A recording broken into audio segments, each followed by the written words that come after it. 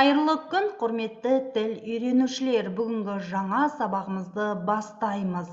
Бүгін сіздермен мен Алматы облыстық тіл оқу әдістемелік орталығы Қапшағай қалалық филиалының оқытушысы Гүлмира Әбілқасымқызы Дусанбаева. Бүгінгі сабағымыздың тақырыбы жұмыс іздеу сырлары. Грамматикалық тақырыбымыз белгісіздік есімдігі. Бүгінгі сабағымыздың бірінші тапсырмасына назар аударыңыз. Мамандығыңыз бойынша 5 жолды өлең құрап жазыңыз. Бірінші жолға мамандығыңыздың атауын жазыңыз. Екінші жолға мамандығыңызды сипаттайтын 2 сын есім жазыңыз. Үшінші жолға мамандығыңыз туралы қимылды білдіретін, яғни 3 етістік жазыңыз.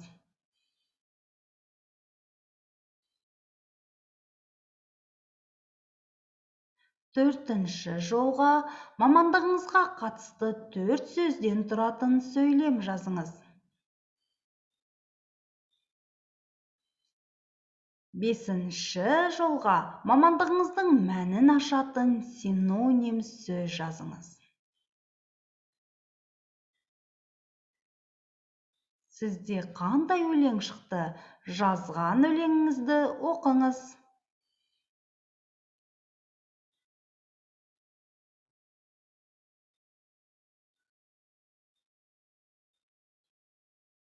Тамаша. Ал енді бүгінгі сабақтағы жаңа сөздермен таныс болыңыздар. Жаңа сөздерді менімен бірге оқып, қайталап отырыңыздар. Ақ көңіл, әкелу, көзқарас, қызмет, төреші, шығармашылық, хабардар, еңбек күн, еңбекақы, жалақы, өтіл, білім алуға талпынады, әрқашан үндесіп жатады. Берілген жаңа сөздерді міндетті түрде жаттап алуды ұмытпаңыздар. Екінші тапсырма, сөздерді байланыстыру арқылы сөз тіркестерін жасаңыз.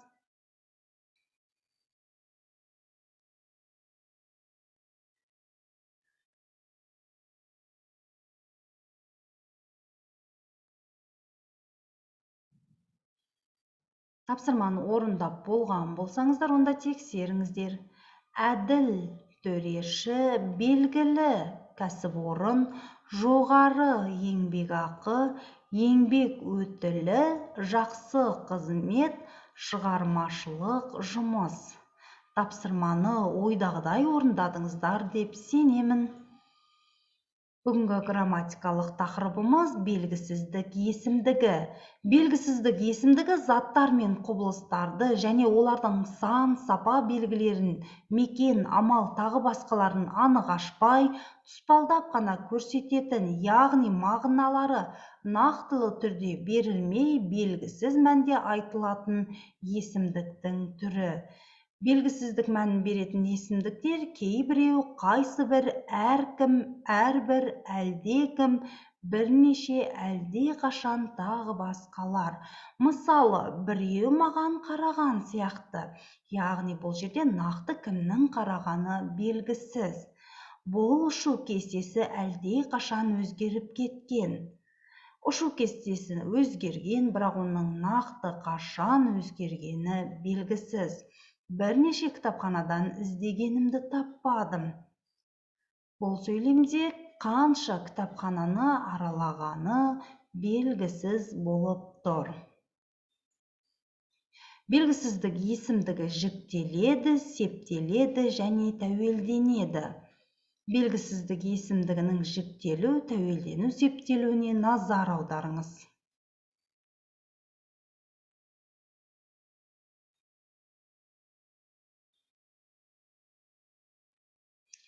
Бүгінгі грамматикалық тақырыбымыз түсінікті болса, онда 3-ші тапсырмаға назар аударыңыздар.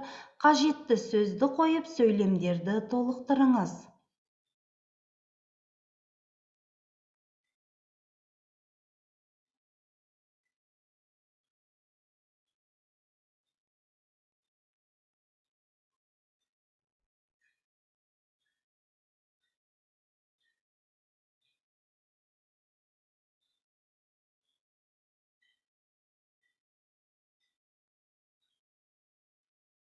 Тапсырманы орындап болған болсаңыздар, онда тексеріңіздер. Бүгін жаңадан келген тек бірнеше маман ғана сынақтан өткізіледі. Кейбір күндері жұмысқа кешігіп қаламын. Сіздің сынақ нәтижеңізді әлдеқашан электронды поштаңызға жібергенмін. Жаңа әлдене тарс ете қалды. Сіздің жеке компьютеріңізді әлдекім қосып кеткен сияқты. Әрбір қызметкерге жаңа рұқсат қағазы берілсін. Мен әрдайым өзімді сынап отырамын. Тапсырманы толық әрі дұрыс орындадыңыздар деп ойлаймын. Ал енді оқылым мәтінін бірге оқиық. Жұмыс іздеу сырлары.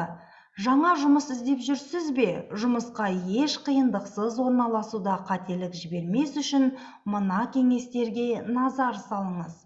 Түйіндеме. Түйіндемеңізді бірнеше мекемелерге жіберіп, біреуінен хабар келіп қалар деп ойламаңыз. Түйіндемеңізді жіберген әр компанияның аты, айналысатын жұмысынан хабардар болғаныңыз дұрыс. Әрбір мекеме үшін түйіндемені жаңаша құрастырыңыз. Қосымша білім, қызығушылық, мақсат, өзім жайлы деген бөлімдерді мекеменің жұмыс істеу саласы мен өзіне тән ерекшелігіне сай толтырыңыз. Келесі күні сол компанияға қоңырау шалып, түйіндемеңіздің жеткен-жетпегені жайлы сұраңыз. Осылайша сіз тек осы мекемеде жұмыс істеуге ниетті екеніңізді көрсетіңіз. Кейбір компанияларда түйіндемеге қосымша электронды хат жіберіледі. Дәстүрлі қайырлы күн, менің түйіндемемді қарастыруыңызды сұраймын демей, осы хатты оқитын кісі сізбен кездескісі келетіндей әсерлі етіп жазыңыз. Пікірлесуге шақыртуды күту. Түйіндеме жібергеніңізге 1 апта өтті, бірақ жауап келмеді. Мекемеге әлденеше рет қоңырау шалып, жауаптарын сұрап мазаламаңыз. Бос отырмай, басқа мекемелерге де түйіндеме жіберуді тоқтатпаңыз. Белгілі бір компанияға жұмысқа кіргіңіз келсе, сол мекеме жайлы ақпарат жинаңыз. Қазірде әрбір компанияның ғаламторда өз сайты бар. Ал сәті түсіп, сол компанияға кездесуге шақырса, бар біліміңізді аямай көрсетіңіз. Адам көркі шүберек демекші, кей компанияның белгілі киім үлгісі болады. Сондықтан кеңселі киім үлгісін кигеніңіз жөн. Кездесу барысында сол компания жайлы бірнеше сұрақтар қойыңыз. Бұл сіздің осы жұмысқа қызығатыныңызды көрсетеді. Кездесуде күлімсіреп, сұрақтарға толық жауап беріп отырыңыз. Сұрақтарға асықпай, дауыс көтермей, өзіңізге сенімділікпен жауап беріңіз. Іске сәт. Оқылым мәтінімен таныстық. Ал енді 4-ші тапсырмаға назар аударыңыздар. Мәтіннен белгісіздік есімдіктерін теріп жазыңыз.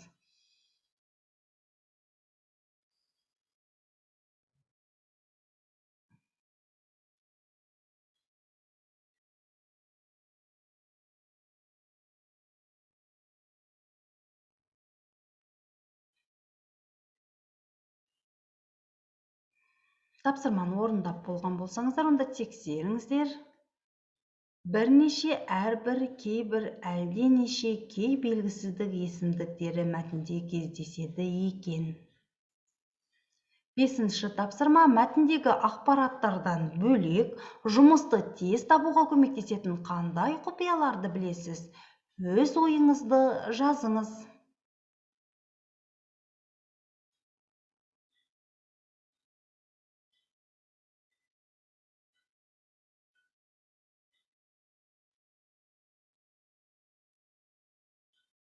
Жазған пікіріңізді оқыңыз.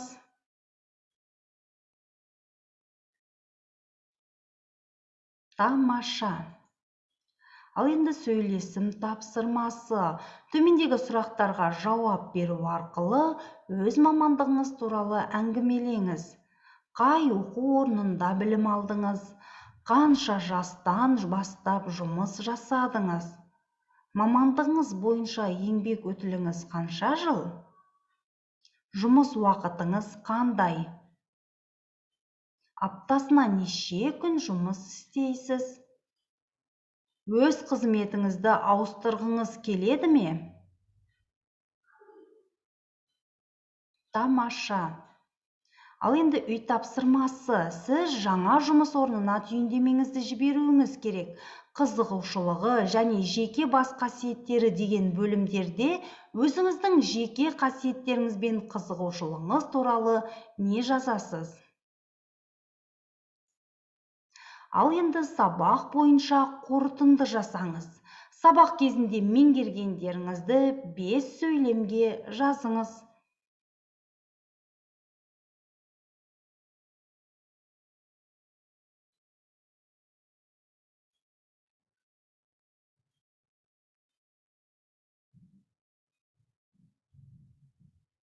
Сол 5 сөйлемді 5 сөзге дейін қысқартыңыз.